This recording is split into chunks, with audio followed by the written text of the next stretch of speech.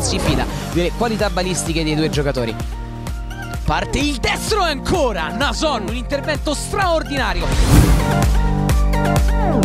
Guardo il numero 20, la palla ancora dentro per Santoprede, tacco e Rossi, corso con un miracolo con il piede. Fido a freddo dal gol dello svantaggio, attenzione ancora al pallone messo in mezzo, Stornelli con il tacco e il miracolo di Francioso. Appoggio sulla destra, si fa vedere Merlonghi col destro, pallone forse toccato da Perazzolo. La barriera schierata da Proietti, parte adesso Zangheri col mancino, pallone che gira e vola Proietti, che intervento.